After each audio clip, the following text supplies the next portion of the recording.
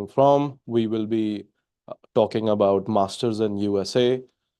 We have two people with us who are in Duke and University of Southern California. Let's start with a basic introduction first. We will go ahead with Rudratej from University of California. Hey, how are you? Hi, I'm doing good, Rishabh. How are you? Really great. Can you, introduce yourself to the Yes. audience? Yeah, Good evening or good morning to everyone present. I'm Rudratej Singh, and I'm a graduate student enrolled at University of Southern California. I'm pursuing Masters in Data Analytics right now, and I'm currently in my second semester, and I'll be happy to answer all your questions today. yeah. Thanks for the introduction. The second one is from University of Duke. Uh, Anjane, can you introduce yourself? Hey. Yep. Yeah. Hello, everyone. My name is Anjaneya Tiwari, and I'm an alum of Duke University. I graduated recently with my master's degree in engineering management, and currently I'm working as a technical project manager for Arista Networks. Looking forward to a good session, guys. Thank you. Thank you for the introduction. We have rolled out a form where we have collected a lot of questions. So the first question is always, that where exactly my journey should start from. Okay. So, probably, you know, something both of you can cover that about specific to your journey. Okay. That how early should we start this particular journey? If someone wants to do masters, okay, and what are the specifics that are required when it comes to masters?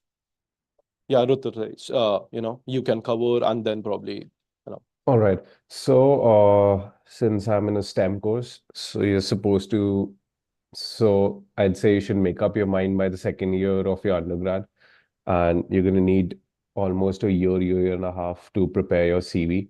So that and start shortlisting because it's a tedious task. You need LORs, you need to write SOPs. Each SOP is different for every university. So I'd say it needs at least 1.5 year. And obviously you need to check your eligibility criteria. You need to give your GRE, GMAT, and obviously IELTS or TOEFL, depending on where you're planning on going.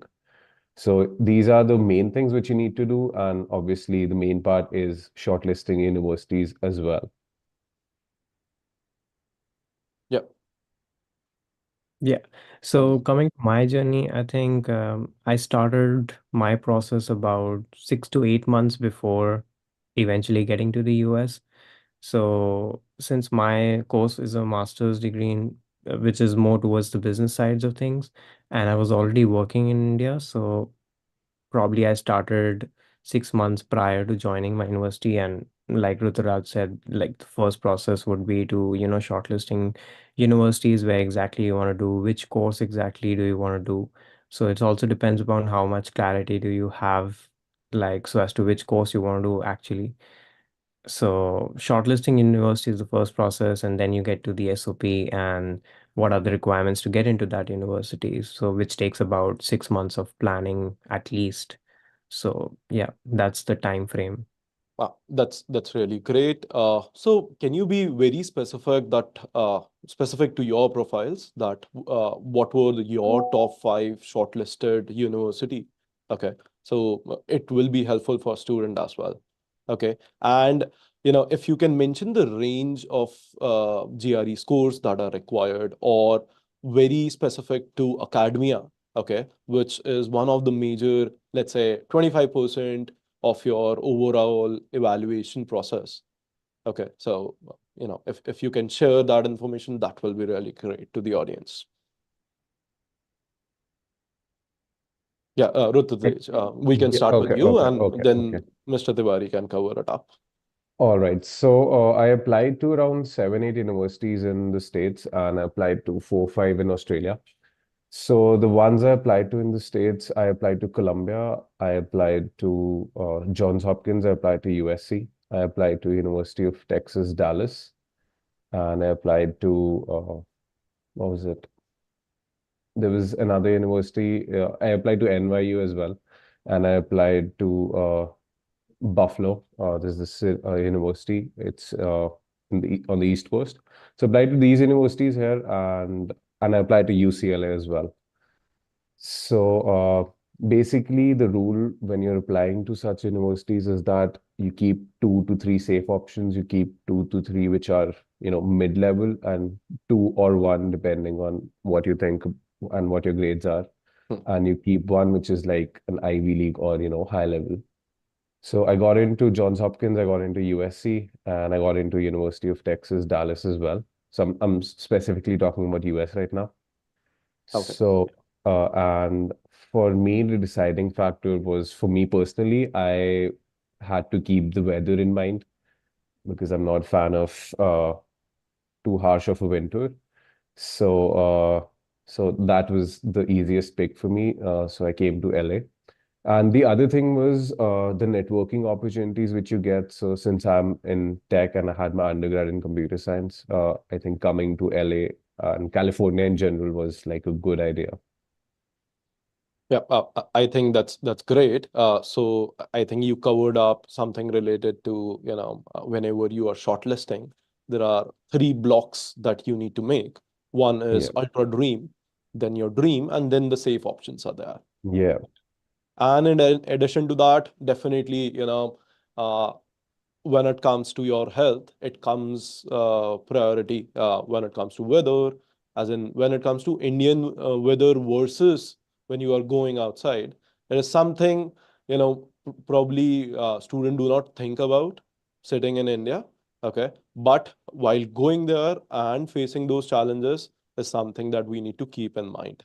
Yes, Uh, exactly. I agree with you. And to add to your points, so I'm pretty sure Mr. Tiwari will tell you more about the East Coast stuff. So it gets really dark sometimes, and it becomes so during winter, it used to be dark at 3 p.m. in the afternoon.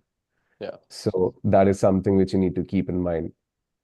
Yeah, it's a little random when it comes to weather conditions. Exactly. And one more point which I wanted to add was that you're supposed to obviously look for different courses in universities. So I applied to 7 universities, 8 universities, and I applied to different courses depending on what I want to study.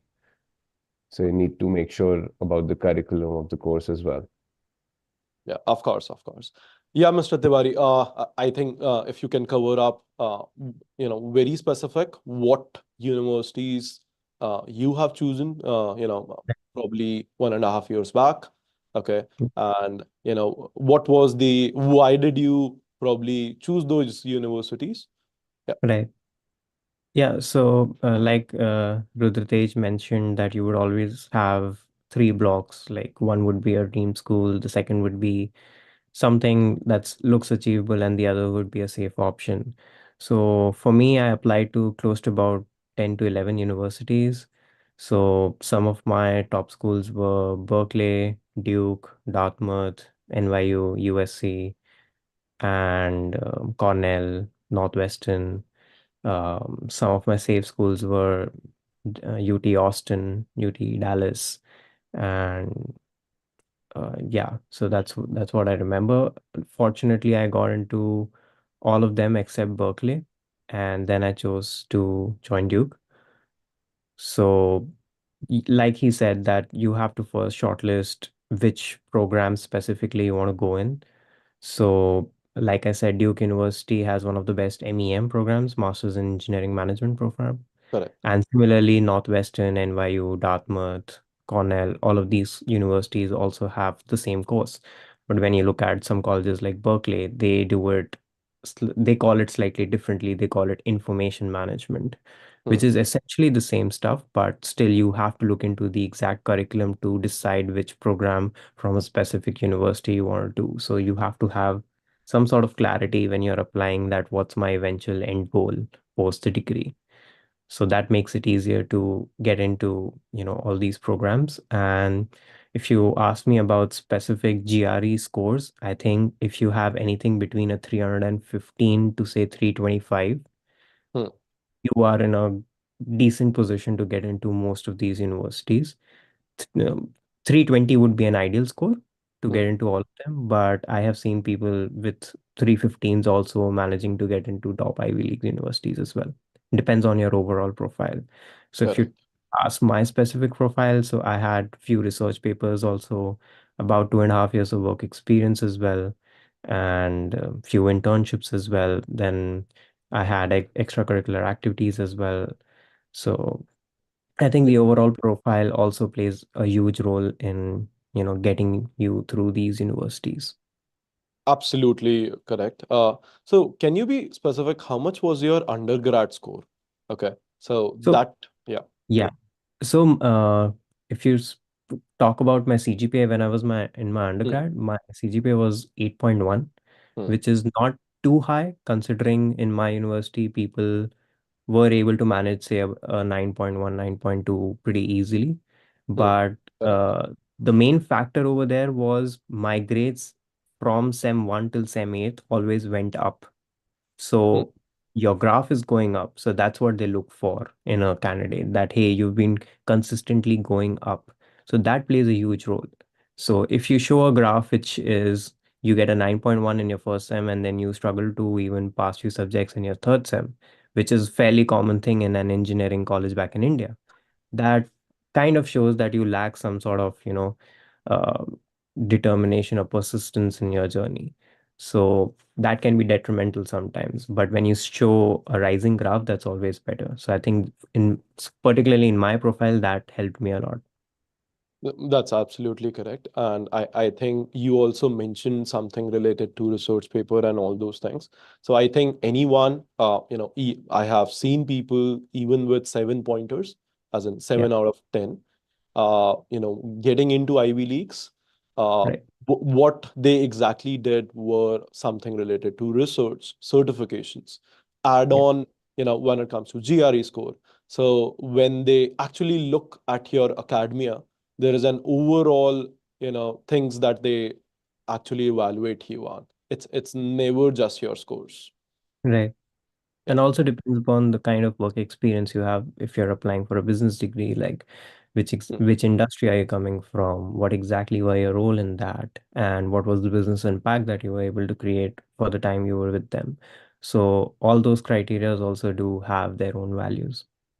Yeah, absolutely correct. Let's deep dive more into course specific things. Okay, Rudratej, let's start with you. Okay, uh, one, which course you are doing right now, uh, and what kind of things that you have as an additional subject or modules, and why have you selected those modules? All right, so I'm doing masters in data analytics right now. It comes under Viterbi, which is an engineering school. Hmm. So right now, so I wanted to go towards a little bit of consulting, but I didn't want to leave my tech background either. So that's why I decided data analytics. And the good thing about my course is that I still have the liberty to choose whether I want to go into hardcore data science or if I want to go on the consulting side of things. So as of right now, I've been studying quite a lot of machine learning. Hmm. And it's mostly been towards data science for now. So I think in the near future, I'll be going towards data science completely. And the other thing is that we are allowed to take courses from our business school as well. So Hmm. that gives you an additional flexibility in the course. And obviously, you can take the core CS subjects as well. Okay. So this is what our university allows. So, what I heard that you want to pursue your career into data sciences. Okay. Yeah. So, is there anything additional that you are doing in addition to your normal curriculum? What do you think that what people should do if someone wants to build a career in data sciences? All right. So I was pretty clear I want to go towards data Hmm. science since my undergrad. So I Hmm. have done internships in data science. So I interned with Samsung during my undergrad. So Hmm. that was again a research internship, and it had quite a lot of machine learning involved in that. Okay. Then obviously you need to work on your skills. So data science is basically a huge umbrella, and then you've got certain things which come under it. So you've got parts of AI in it. You've got machine learning, large language processing. So there's like a lot of things. So you need to be clear what you want to do, and you should obviously have knowledge about everything else as well. So it just goes like you need to be very good at one thing and still have knowledge about everything else. And the other good thing is that so this is a difference which I've found between the education in India and US is that the things they teach you here are more fundamental, they're more practical. So, and there's no point, so in India, there many a times they teach you things which you'll never use or are obsolete, right? That doesn't Correct. happen. Yeah. So they're teaching you the things which are literally just coming out in the market and will have, you'll use those skills in the future. Hmm. That's absolutely correct. When it comes to the research that they do in terms of what are the new trends or what makes you market ready is something very, very critical, which I believe when I interacted with the universities, they told me that they have specific department who are doing just R&D on these kind of things. And, a lot of brain goes into creating those curriculums, okay, which will make you market ready and probably job ready in US specifically. Okay. Exactly. Yeah. Mr. Tiwari, if you can cover, I think when it comes to your course, it is something related to MEM. Okay. And why did you choose that particular course? Okay. Mhm. And I think you probably also have the option of doing an MBA. Okay. So Yeah. if you can cover, something related to MEM versus MBA, that will be Mhm. really great. For sure. So yeah, while I was working in India, I was always fascinated by creating more impact within my organization. And although as much as I loved coding at that time, I thought that I have to be in a more of a business role to be a decision maker in a lot of Mm, stuff that happens within the corporate network. So while I was working within the company, I had the opportunity of shadowing one of my product managers within my company. mm, And the sort of work that she was doing really fascinated me. And that's why I chose of doing an engineering management degree. Now, when it comes to why an MEM degree versus an pure play MBA degree, first of all, if I wanted to get into a top B school for an MBA program, I should have had at least 5 years of work experience. Otherwise, your chances of making into a pure MBA program becomes very thin, mm, especially with the kind of pedigree I had at that time. Say, for example, you're coming from an IIT and you have 2 years of work experience, you still have the possibility of making the cut. Although it's still slim, but you still mm. might have. But coming from a tier two college back in India and not having the best of pedigrees, it's a long shot for us. So an MEM becomes a very lucrative option for us because essentially you're studying the same stuff that an MBA student is studying, and you're studying it at half the cost as well, right? Correct. Yeah. So if you look at the outcome post an MBA degree versus an outcome post an MEM degree, you do pretty much the same job roles, right? Even Correct. MBA folks become product managers, even MEM folks become product managers. Correct. So there is a cultural shift happening as we speak. More people are taking that risk of doing an MEM versus a pure MBA. And that change is also happening within the corporate sector as well, that people are recognizing, oh, there's a degree which is called MEM, which is essentially an MBA degree. Mm. Because most of the time, the struggle that we face right now is most people don't understand what an MEM degree is. Like they Correct. say, Yes. what does engineering management mean? Mm, So sometimes people pitch it that it's a pseudo MBA or it's a technical MBA option. But essentially, it's almost the same degree because once you land up here, then you will see you're studying the same subject from the same mm, professor. The only thing that changes is the dialogue which happens within the classroom. So, for example, if you're in an MBA classroom, you would have people who would have 5, 6 years of work experience coming in from different industries.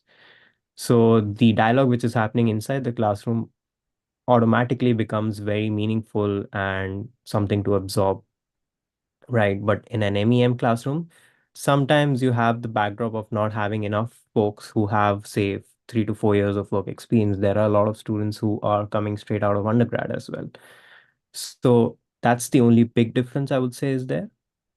Uh, and yeah, my reason of picking up an MEM was I could get into a bigger school that way, study at half the price of an MBA degree, and still have the same outcome of an MBA. Yeah, absolutely. So what you have covered is something related to if you have lesser experience, and Yep. probably, you can definitely go into something related to management rather Yep. than having 5 years of experience. Yeah. Uh, you know, Right. you also cover a lot of points around peers. Okay. Uh, Mhm. so probably my next question will be something around peers. You know, and Rudratej, let's start with you. Okay. One, what is the batch size, and what is the international student percentage there, and how diverse is the cohort? Okay, because I think it is very common when it comes to diversity of thought is something that these days universities are promoting. Okay, so what kind of background these guys are coming from, and how much international percentage it is? All right, so my batch size is around 120, and Hmm. I'd say almost 85% of all of us, we are international students. And as far as the age ranges going, so obviously we've got people who've got work experience. So we've got people who have got 2, 3 years of work experience. I have classmates who are in their 40s and they have done 2, 3 startups and then they're here doing their second or third degree.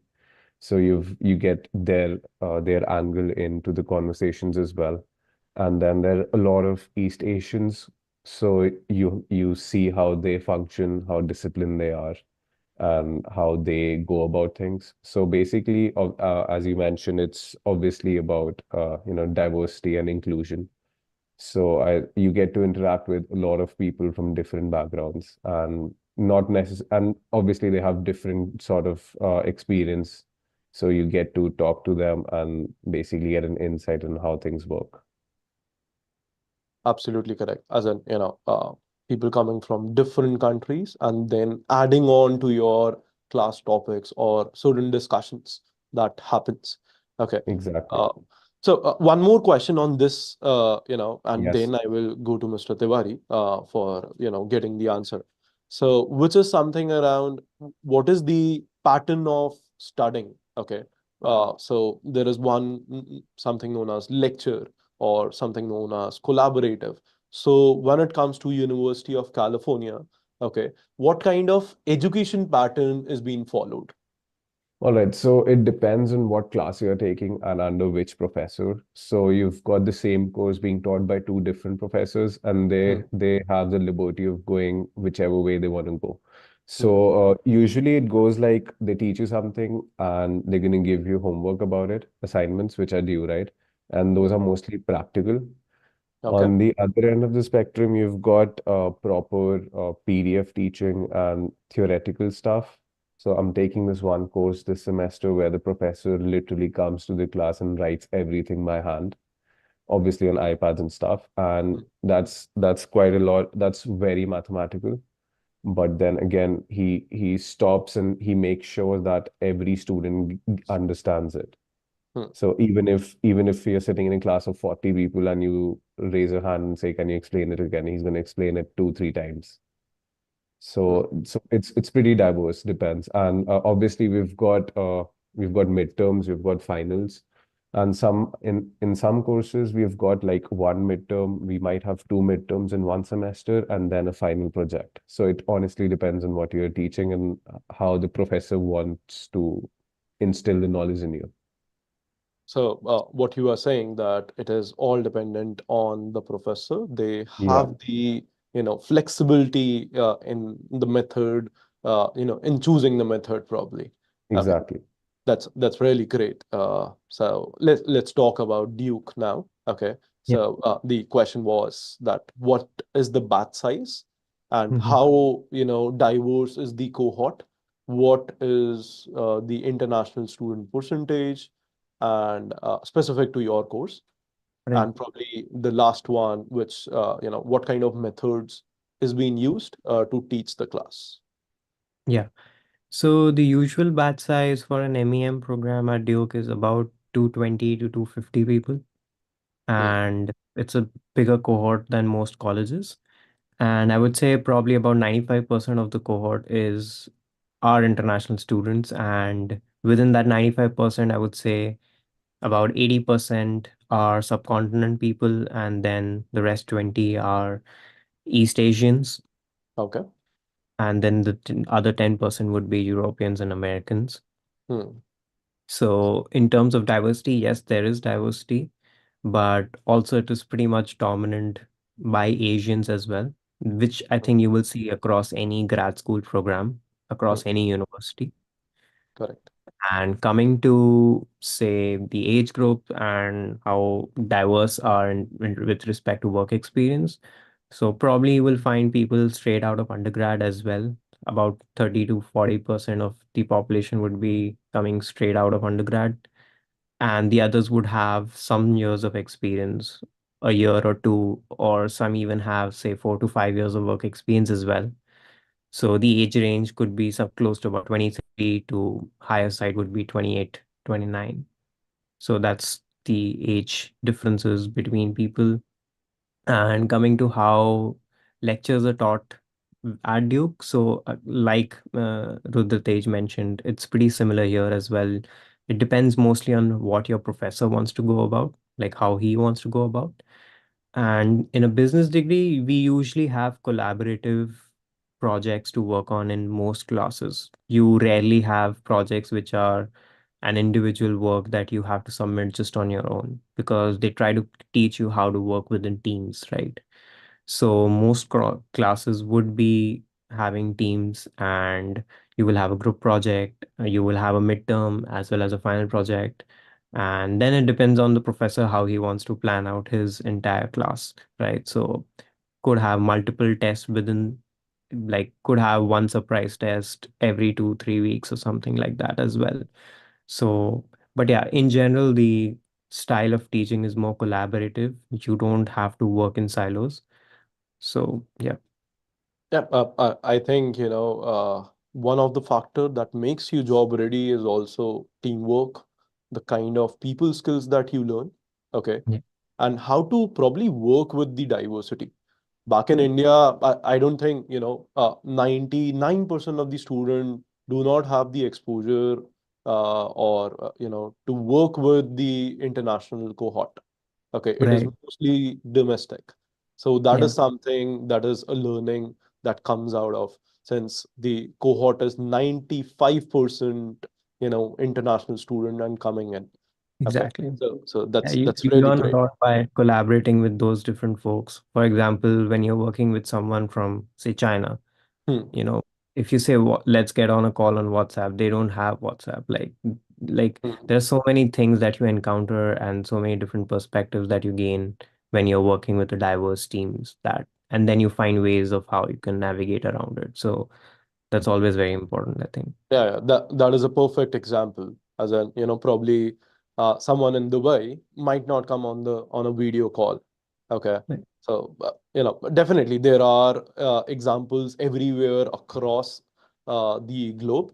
And, this is something that when we go and interact with people, we probably understand it in a much better way. Okay. Yeah. Uh, so, what you guys mentioned is when it comes to the batch size, USC is 120 and Duke is probably around 220. Okay. The question comes here is that when it comes to networking specifically, okay, how do you do the networking piece? Okay, because I believe there is, when it comes to India, it is something where on the campus, the companies are coming in. Okay. But when it comes to the universities outside, it is all dependent on what kind of network you have. Okay. So this is also one of the skills that probably you need to develop if you are, probably going outside. So can you cover something around, let's say, if 95% diverse international student coming there, they will not have their network. Okay. So how do you start building that particular network? Okay. What will be your suggestions on that? So Rutej, let's start with you first. All right, so your best friend is LinkedIn for starters. Hmm. So that's mainly how you network here in the US. So Hmm. you basically start just, you start sending out connection requests to your peers. Then you start sending out connection requests to alumni of your course, your professors for that matter. And that's basically how you start expanding your network. So this one thing which we have at USC is that they organize meetups quite often. So they'll organize, supposing some talk, some alumni will come back and they'll, try and give you insights about the industry, their journey. So in these events, since not a lot of people attended, but I'd say like 40, 50, so you can individually interact with that person as well. Hmm. And Okay. then they often have lunches and all going on as well, Hmm. where you can, just go there and interact with people and network. So that is one way. Then the other way of networking is, I guess, again, coming back to LinkedIn. So as I covered earlier, you message your alumni, just strike up a conversation, and most of the times they're happy to guide you. So That's that is, interesting. yeah. Can you also cover how big is your alum network? And So, so, how so friendly the these guys are. university is, Yeah. so the university is around, was established in 1880s. So, Hmm. like the alumni is huge. So any company, so I've been on a hunt for a summer intern right now, and any company I apply to, I can see that, there's like certain number of people who work in that company who attended the same school as you. So you can always text them on LinkedIn, and the 90% of the times they're happy to help you out, just because you guys attended the same university, and Hmm. that is a point which helps you bond over. So, Correct. and Yeah. that's how it goes. And there's this big system of referrals which goes out here in US, Hmm. because as you mentioned, the companies don't come to the campus itself. So, Hmm. supposing somebody is working in, say, Amazon, and you guys went to the same school, right? Okay. Grad school. So you can ask them for a referral, and they're most of the times happy to refer you. So that gives you an edge in your applications as well. That's really great. One more pointer, since your university is located in the center, when it comes to center of the city. Okay. So, going back with the traditional method of having a coffee and interacting with people, do you think that also happens, or it is just virtual LinkedIn or a VC kind of a session? So I think obviously, it becomes a little difficult for somebody to find time and come and see you in the Hmm. city, Yeah. right? But what happens is that, they keep on visiting their alma mater quite often. So what happens is, if supposing they've come to the university, they'll text you that, I'm free, you can come and see me here, and I'll be doing Okay. this. So that happens quite often. But obviously, you have to network with them on LinkedIn first, and then maybe if they're comfortable, they might meet you. Yeah, yeah. Of course, as in after COVID, Yeah, I would say that most of the people are very, open for a video chat or exactly, probably a call. exactly. Yeah, it's easier to get on a call or a video chat as opposed to, meeting them, because they're working and they don't really have that kind of time in their hands. Yeah. Okay. And next question is to Mr. Tiwari. So when it comes to Duke, when it comes to the location of the Duke, it is a kind of a countryside. Okay. Do you think that this is a kind of a disadvantage versus the colleges which are there located in the city? Or do you think that there's no disadvantage? Probably, you can reach out anywhere. We are so global. What are your thoughts on this? Um, so honestly, in fact, Duke is not doesn't have a location disadvantage, I think, Hmm. because it's located in the RTP area. We call it the Research Triangle area, Hmm. and it has one of the largest setups of IT sectors in the US, like in this area. You have the headquarters of IBM here, you have a huge setup by Cisco over here, Apple is recently building a huge tech park over here as well.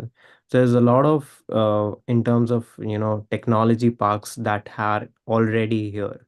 So I think from a location point of view, I don't think it's really a disadvantage for us to be in this area, honestly. If you look at Dartmouth, they are in the middle of nowhere, right? For Hmm. them, it might be a challenge to go out to certain offices and visit few companies. But for us, I Correct. don't think it's really a problem here in Durham. Although Hmm. it is a small town, you don't have like the big city vibe over here. But Okay. when it comes to having offices and companies around, you do have a fair amount of them in this area. Hmm. But like you said, since this is the global era, you don't really feel at loss when it comes to the location. For example, I did my internship in California, which I got through here, right? Hmm. While I was in at Duke. So, and most of my colleagues and friends also got internship across US, be it New York, California, Seattle, any Hmm. place. So it's more to do with how you do your networking, right? The Correct. only advantage of location that you might get at California or at Seattle is maybe you might have more startups around, and these startups usually prefer hiring within those local areas. Hmm. But we do have a huge startup presence as well in the RTP area. So at least from a Duke perspective, I don't see us at a loss of being at a slightly smaller town or something which is not very well known globally. Hmm. Of course. Yeah. Can you also cover something around research triangle that just mentioned, in the starting? Yeah, so Durham, Raleigh, and Chapel Hill, these three areas are which these three area comprise of the Research Triangle Park with Hmm. in North Carolina. So Hmm. a lot of the so we have a lot of incubation centers where startups can be nurtured, Okay. and you have a lot of tech presence as well. So, like I mentioned, Cisco has a lot of.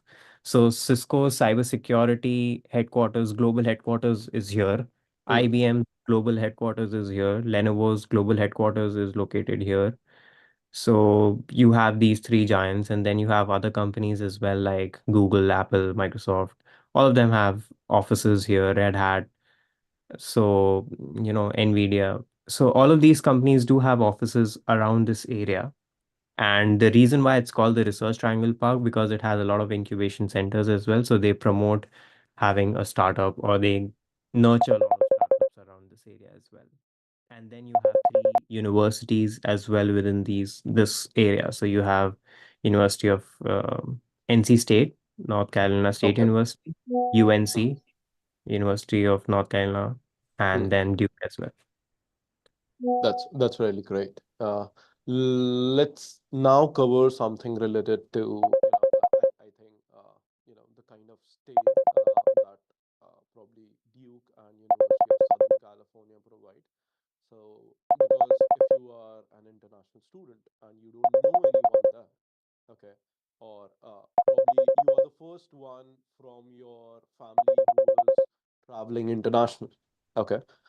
So let's start with Rudratej first. Okay.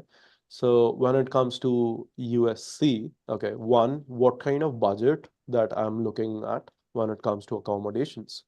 Or do I prefer campus, accommodation or something outside? All right. So, since we're in downtown LA, it's obviously expensive. So, Hmm. the rent can, for a shared room, the rent can vary from anywhere between $650 to $800 on the far side. Hmm. And This is per month, right? this is per month, yeah. Yeah. So, sometimes it includes utilities and sometimes it doesn't. So, Hmm. and the main thing is why I chose to live off campus is that you get to pick your own roommates. Hmm. So when you go for campus housings, so obviously they have different campus housings for undergrad and grad students. But for grad students, you don't get the liberty of picking your own roommates. Okay. So you're basically just randomly paired with people. and that's how you go about it. So that was one point, and it's a little expensive living inside the campus or in the campus housings as opposed to living off campus. Hmm. So most of the graduate housings are not on campus per se, but they are like within a zone. So we have 3.2 miles of free Lyft zone. So Lyft is like Uber. So every evening from 6 p.m. to 6 a.m. the next day, you can take as many rides as you want, and they're paid for by the university, right? So you have that zone, and basically everybody tries to stay within that zone so that it's more convenient for you. But the undergraduate housings are more in the university, and the graduate housings are mostly outside the universities. Yeah. And So you mentioned something related to free ride. That yeah, yeah, is one of the things that University of Southern California yeah, yeah, actually provides. How many exactly. times have you misused it? It's actually there for your safety. So, whenever you're going Yeah. for parties, you're coming back from parties, they don't want you to walk Okay. because LA has quite a lot of homeless people as well. Hmm. So it depends on what neighborhood you're in. So they Okay. don't want you to walk. They're like, Hmm. we've given you this service, make use of it. And Hmm. the other thing is that it comes in handy when you're supposed to get groceries because otherwise getting groceries is a difficult task. So now you just book your ride, you go to our store, which is whichever store is nearby, Hmm. and you get your groceries, you call another lift, and then they drop you back. Okay. So it is shared, what you Yeah, are saying. it's a shared thing. So Yeah. you can book for yourself or you can book for you plus one, Hmm. and they'll add one more person to the ride depending on what the route is. Hmm. So probably if you are calling your parents here, okay, they can also Yeah, use that. exactly. Yeah. So Yeah. you can just take one of them with you at one time, obviously, Hmm. but then again, it's unlimited, right? So Yeah. Yeah. So let's talk about Duke, the accommodations, Yeah. campus versus outside. What So is the preference of the community? Okay. And what about you? What do you prefer? Yeah. yeah. So unfortunately, Duke doesn't provide campus housing for graduate students. Okay. So everybody who's a grad student has to stay out of campus. But what they do is they provide an area or a recommended neighborhood where you can find a lot of accommodation options. And they run a bus around that area from the university, which is free of cost, obviously. So if you're on that route, on that bus route, you basically have a service of to and fro from the university to your housing. So, and yeah, so since it's outside campus, you have the flexibility of choosing your own roommates and selecting which apartment do you want. And the pricing for these apartments can range anything between 500 a month to 1,000 a month for a single occupant room, Hmm. uh, depending on how much you are willing to pay and what sort of amenities do you want in your apartment. If you do on a shared basis, the price even goes down. So depending on what do you really want is something that people can do here. And since Hmm. it's not that expensive as compared to California, Hmm. so the housing is pretty sorted over here. Like you can spend close to about 600, 650, get a decent housing and have a single room. You don't have to share as well. So that's the good part about it. And then you have the bus facility as well from Duke. Hmm. That's really interesting. Yeah. So probably when it comes to if you compare LA versus as in University of Southern California versus Duke, probably you will end up spending a little lower on the accommodation. Okay. Yeah. Yeah. So my next question is something about, let's say I got the admits. Now let's say, I'm going to Duke or University of Southern California. I have 2, 3 months. Okay. What should I be prepared for? Okay. If I am entering into your course, okay. Is there any specific skills that are required or I need to upgrade myself on, while, probably entering, into these universities or your specific courses? Uh, uh, Rudratej, probably you Okay, can take it first. so okay.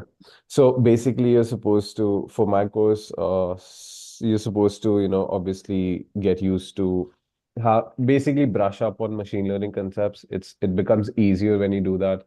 And in general, how data analytics works. So we've got Hmm, dashboarding going on as well. They teach you hmm, that here, obviously, but I did it myself before I started the course, just to get an upper hand, and it makes the assignments easier, so you're not that stressed throughout. So okay. if you have 2, 3 months in your hand, I'd say just see what they're going to teach you, and try and brushing up on that if you've already done that, or try and learn new stuff. So it just becomes easier. That's it, because you'll be adapting to a new country, and Hmm, then you don't want to have that stress of assignments over your head as well. yeah. Hmm, great. Mr. Tiwari, what about you? What do you think? I would say learn how to cook. That's gonna save your life over here. Yeah. But on the serious front, I don't think you have to prepare anything as such for my particular course, because most people who are coming into the program, they are, switching between an engineering perspective to a more business perspective, and that's going to happen eventually when you come here. So I don't think in particular you have to learn something in advance before coming here. But I, what I would recommend to anyone who's going into a university and has already shortlisted it, try connecting with the current students over there, explore what are the Hmm, different options available, how can they become a research assistant, how can they become a resident assistant, how can they find part-time jobs at campus, how, whatever is required to know from their seniors at that current year. hmm, I think that's the most essential bit, because they give you a ground zero reality of what's happening inside the universities. The hmm, alums would probably not be able to guide you as much as someone who's already in the program that particular year, because every year things change around these universities. So I think correct. that would be my first suggestion to anyone. Hmm. Yeah, absolutely. I would say that yes, building your network is something that you should definitely do. Okay. I have a follow-up question on on this, okay, where which is something related to building your resume or CV, okay, because end goal is probably to get a work visa and to get financial stability, or how much ROI can I get out of the course, okay. So probably what do you think, in terms of certification or in terms of add-on things, okay, what is that one or two things that you can add on your resume, and probably when it comes to job ready or market ready, which makes you, I think, something out of the box, and probably the recruiter can pick your CV, okay. So what are those things, probably Mr. Tiwari, we can start with you. Yeah. I think rather than doing certifications, I would prefer people doing internships in the field that they eventually want to get into. For Hmm, example, after the MEM program, you want to get into product management. So I would recommend, go in and try to shadow someone within your organization as a PM, or find an internship as a PM in a startup or any company for that matter, and try your hand at it so that you have something on your resume that's relevant to what you want to do in the future. And that's gonna help you get your internship here in the US as well. As far as certifications are concerned, I am not a big promoter of them, because I don't think they add as much value as an internship would do to your resume. Because most recruiters here are not looking at the kind of certifications that you have, because honestly, when you're doing a certification on LinkedIn, which takes about 4 hours, you're not learning anything on that certification, because an internship is way more valuable than a certification. So a hmm, certification might gives you a very high bird's eye view of something, for example, say project management, but unless you do it within an internship, you will not be able to find the nitty-gritties of that particular field, and which is essential for cracking an interview in the future. So I would suggest anyone, rather than doing certification, spend your time and money in getting an internship, even if it's unpaid. That doesn't, hurt you, because you would have sufficient stuff to write on your resume. And probably you can convert that internship into a full placement as well. Okay, because that is one route that most of the students also take. Yeah. Okay, yeah.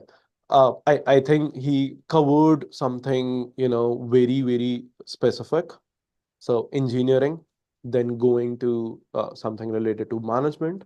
And since the career goal is product management, you then do something related to internship, which makes you eligible for, the job readiness or the market readiness. Yeah, but that's absolutely great. Rudratej, yeah. So adding to what he said, I think another thing which you can do is work in a big company, work in a startup. So Hmm, basically, have a variety of experience, like so that you know how things work. So what happens in a startup is that sometimes you're supposed to do stuff which you're not, which your job role isn't. So that way you get to know how things work. So and you basically need experience everywhere, right? hmm. So it just tells you how a bigger corporation functions as opposed to a startup. So that is one thing which I think is also necessary, because a lot of recruiters look at that as well, that this person has startup experience, this person has a big corporation experience. And there's this one more thing which I don't know how true that is, but they say that try and get attached to bigger brands. So, Hmm. for example, bigger corporations, at one point, for example, supposing somebody's working in JP Morgan or something. So, that becomes the highlight of their CV. So make sure that, you end up working for like big companies as well. Yeah, of course. As in, that makes more sense as well. Let's say, so what you were saying that, let's say, if I'm getting an email from harvard.edu or probably, stanford.edu, okay, the probability of getting replies even on an email will Yeah. be 10 times higher than probably, something which is, let's say, some other colleges. Okay. Yeah. Yeah. So that makes a lot of sense. Okay. Uh, so we have 5 minutes more. Where I think I will have shorter questions now, and I will pick 2 3 questions which we are getting from YouTube Live. Okay. Uh, so the one question that we haven't covered up, which is related to the course fees. Okay. So what is the course fees? And let's say course fees plus accommodation plus your food and travel. What is the, if I'm planning to study abroad, okay, and if I want to, let's say, study at Duke or USC, okay, how much is the total budget that I need to plan for? All right. So, like I said, you need monthly expenses around 1100, 1200, right? That's staying comfortably. Hmm. And so that sums up to around what, 24, 25, $26,000 a year. Okay. And the tuition fee depends on the number of credits you're taking. So one credit is roughly around $2,500. So you end up spending for my course, you end up spending 20,000 a semester. Hmm. So 20,000 into four gives you $80,000. And I'd say so it comes up to around 110,000 dollars. So when Yeah. you convert it, it's almost 85, 90, 95 lakhs, somewhere in that ballpark. Understood. Understood. I Yeah. have even heard that when it comes to USC, every year the price of the credit keeps on Yeah, increasing. yeah, it does go up. Yeah. So that happens to every school, I guess, which is Okay. private, right? So it, Yeah. it it increases, but it's not that significant. So supposing they'll increase what, 15, $20 per credit. Hmm. So you end up getting like $200-300 Hmm. more per semester. Understood. Yeah. Yeah, Mr. Tiwari, Yeah, what about so your course fees? so the course fee for the entire course is around $70,000 Hmm. at Duke. That's for about say 3 semesters. Hmm. And if you do a fourth, you pay on the basis of how many courses you take. So each course is about $3,000 onwards. Hmm. So somewhere around $3,000. Hmm. And then when it comes to living expenses, it's around 15,000 to 20,000. Around that bracket, you can pretty Hmm. much stay very comfortably here. And then depends on how much you want to spend here. Hmm. So overall, I think staying plus, the course fee plus everything on top, 90K is $90,000 is something that you're looking at post your degree completion. Yeah. I think, I will probably add, to that 90K, another 10K just for Yeah, network. Okay. yeah, So that I can probably go, probably take few flights to New York and probably attend certain seminars. Okay. right. Which And makes a lot of sense. Yeah.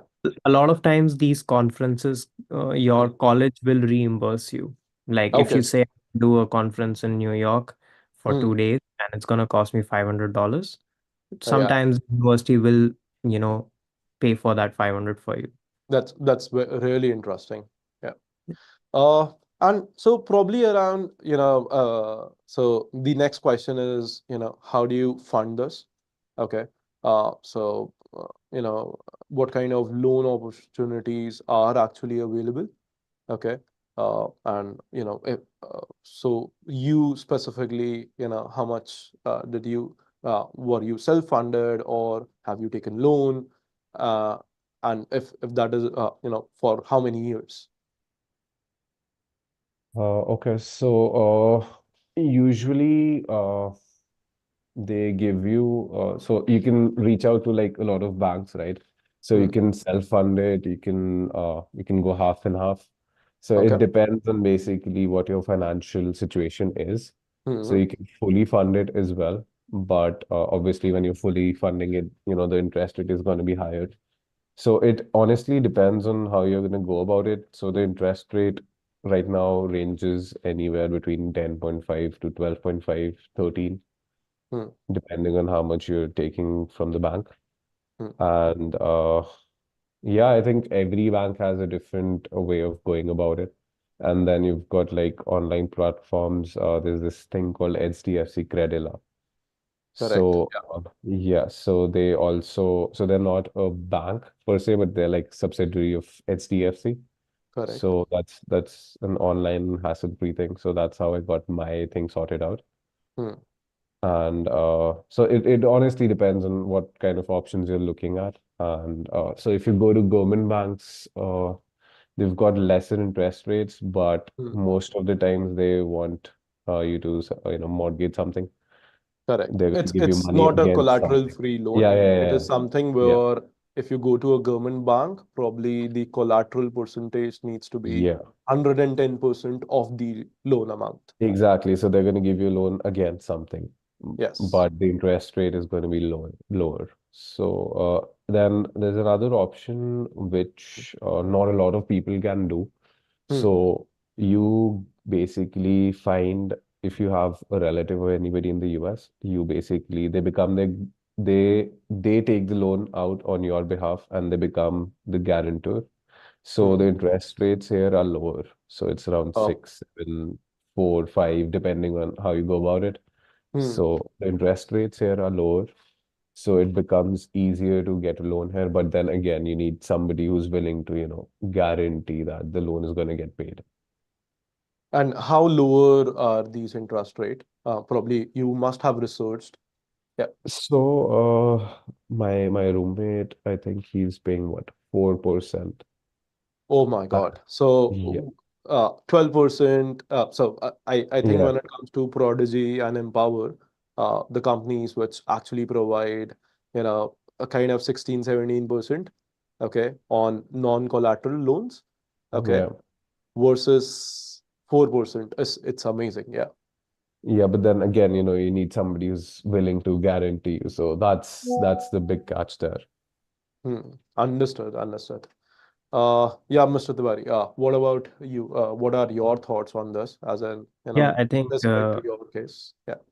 Uh, yeah, I don't think I have anything to add on to what he already Hmm. said. I think you have these three options. Either Hmm. you finance it, or you self-fund it, or you do half and half, half. So I personally did not take a loan, so I did not research too much into, what are the various options. But something that I also know about is sometimes people do take loans from US institutes as well, rather than taking it in India. So Hmm. basically, you loan on a dollar amount. And Yeah. I think Leap Finance is something which does that for you. And that has a slightly lesser interest rate as compared to India. So you pay about 7 to 8% interest rate on that. So Hmm. I think that option is Understood. also available. Yeah. Yeah, probably there are a lot of options, and even when it comes to a AcadFly, we also provide certain loan options to everyone. So student can probably contact us on our number, which my team will be sharing on the comment box. I think it was really a great interaction. I will cover two profiles, just last two questions, okay, which we pick specifically, which are profile related. So this student is in 11th standard right now, okay, and wants to study from outside, okay. So what will be your advice? He is a non-med student, okay, probably wants to do certain engineering courses, okay. One, do you prefer doing an undergrad from outside, and if not, probably master from outside? What do you guys think, that what is a preferred option, okay? And what should be his aim? Either it should be IIT or something outside. Yeah. Let's start with Mr. Tiwari this time. Uh, yeah, so I'm not sure what his interest is post Hmm. an engineering degree, or how strongly he wants to do an undergrad outside. See, here is something related to astronaut or astronomy, or something that he is interested in.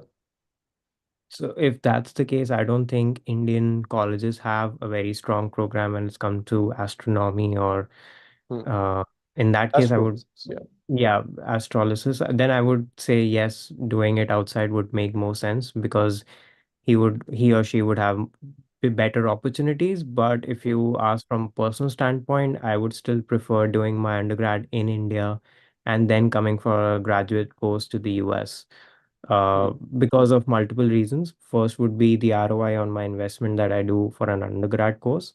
It's significantly way higher than what you would pay back in India. And the Indian engineering structure, the way it is designed, makes you uh, work very rigorously hard. And even like, this is just my perspective, that it makes you a lot more, um, like, even someone who's not very brilliant at studies gets to a certain level Hmm. post an engineering degree in India, just because of the various experiences that you will face in an Indian engineering college. And with that kind of outcome, if you come to the US for a graduate course, you get the best of both the worlds, I think, in my opinion.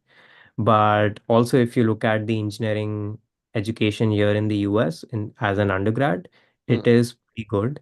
Yeah. But Hmm. just my personal opinion, that I would still prefer doing my engineering back in India.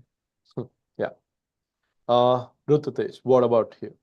I agree with him Okay. 100%. So it's better if you do your undergrad in India Hmm. because there are a lot of factors. So if you're moving within the country for the first time, that's still fine. You get to adapt. So it's basically a step towards going abroad, right? So you adapt to a lot of things. And as he mentioned, engineering in India is it'll basically, if you are done with the engineering in India, you can basically take on anything else. Hmm. So it's that rigorous, right? And coming back to the uh, return on investment thing, that is also higher when you go for your graduate degree Yeah. because you'll basically have two degrees. And for pursuing engineering at USC, first of all, it's even more difficult to get in as compared to graduate degrees, and the price is almost four times higher. So you Hmm. end up spending around $500,000 USD. Okay. So that is also another thing which you would want to consider. Hmm. Understood. I think my views are a little different because it is something related to astrophysics or astronomy that the student is looking at. And I don't think when it comes to India, we are still a developing country. Okay. And probably the scope remains outside. Secondly, I would also like to mention that we have already covered something related to a practical approach. Okay. Where colleges in US provides you much better knowledge, much better faculty, and a practical approach towards what is going in the market as compared to somewhat in the Indian colleges. Okay. So that's my opinion because it is a very profile specific question. Yeah. Okay. Yeah. So and probably India will develop, but in astronomy it probably take one more decade, okay, to actually have those kind of courses available. Okay. Yeah, I think we are running out of time. So thank you so much for joining our session, Mr. Tiwari and Rudratej. Uh, just a few words to our students again. Uh, what is that one thing that you think that the student must do, okay, if he wants to study abroad? Probably we can start with Mr. Tiwari. One last advice for our students. I think be positive. The attitude, you Hmm. should have a positive attitude because life here gets stressful. So you should have a positive attitude and be persistent in your effort. Continuously keep working hard, and eventually you will see the results that you want. It's harder, is easy, it's easier said than done, but yeah, I think being persistent and having a positive attitude helps a lot. Yeah, well, that's a great advice that in life you need to be positive if you want to actually achieve a certain aim. Okay, fix that goal. Ensure that you are taking smaller step towards that goal, and you will definitely achieve it.